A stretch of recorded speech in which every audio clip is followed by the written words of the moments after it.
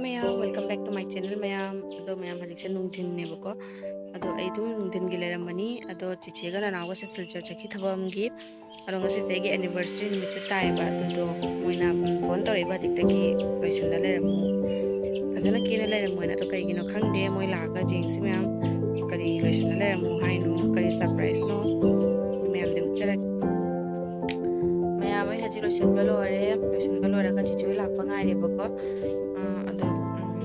Si moi laga surprise to kari no ina isu khangti do yam excited ora nga ni ba ise ngata ne ga de moi jawra ni moi je thabam bisil chaki bane ba ko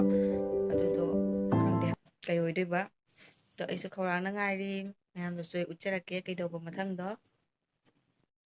adu mayam do hong ba se yam thajadana chahi pha lai ramme ai dingarang to oi boi khalu re ba ko do ngase se de 13 3 2024 ni do mamangi chahi da sin mi chigal hongki bani na ko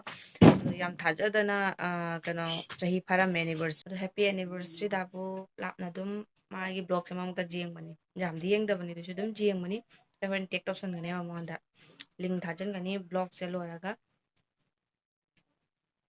do even dress change to raga lo re mamai di dum ke balo re अबे मैं हमारे चिचोई लागों फजना you चरके के तो बा ऐसु खंग दिबनीना कई हाय दोनो खंग दे मोय लागा खंग दोइनी गिफ्ट ओइदोरा केक ओइदोरा आई खंग दे बको अनि दि मक्ता मदि माली सोइदा मैम इना हाबिदा चुमम्मे केक ओइबा जाय हाबदो सिगा लेरे केक तो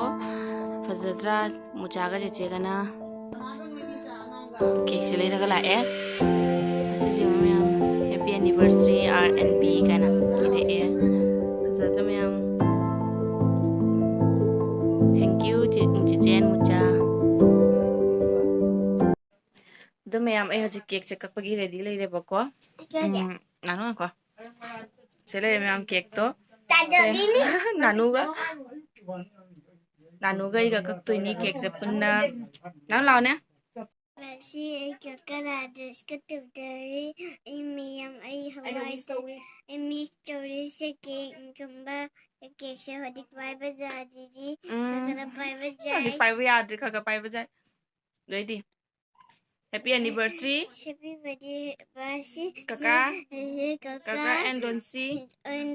se ya sibuni se cake machani masi kakning mana lore ba mayam du na ne jang nang na ga hai ni ko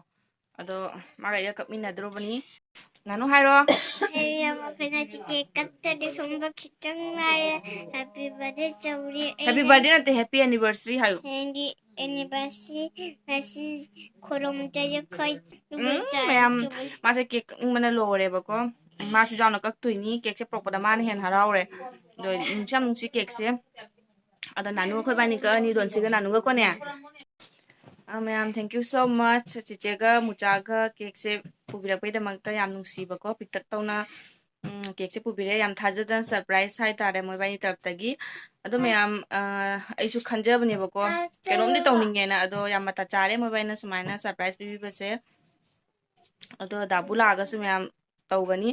मागैसु हाइनरमिनी Malaga ओइना cake तौना फजना कोइबा खोटपा तवसुको दो मादी हजि मपानदा लेबिना मैम उपाय लेते लापना लेबाय दो सुमाइना ngатani ado malakpa ngairage malaga mo kona 1 year fabagi akogi abemaga su punna jauna tawrakke do ma'am jengminasi matamduga su do ngasigi oina di piktak asum uchare do ma'am cake से कागे हजि कोइ नानु सु आइगा पुन्ना कपमिनानी मा side ता फमगा ngaina leire cake से का सेना ina ngang dum मासे ngaibada wajare bako ngasai dagi haraun manen harauna leibado ngaina ka aduni ma'am ado ma'am cake से kasi hajikti yam kuina sang na ngang ngaroi geisu nanu kasira 1 2 Happy anniversary and happy anniversary ulta ka kare eto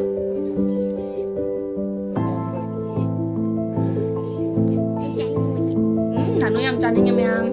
on the hand in birage cho kan mo men gola Sedang sidang ilo lagi macam kalau laga. Sidang ada.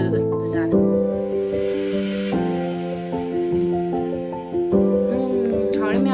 अदो ma'am cake कस लोइना कक्पा लोइराकांदाने से choco ball चिथहौरेबको अदो fridge अदुम लेहौरबा अदो चिचेना कोना निंजंगक्ताना हजिकता पुथोरागा से अंका मुक मैम देना उहल्लाबनि नुसिद्रा जेउ अचंग सा केक की मपानदागा थम्मागा दियमगेन फजगदबदो केक अदु लोइ कक्ना लोइना चाथोखरेबको अदुगा असिसे तोंगाना मुक मैम दे उहलेनी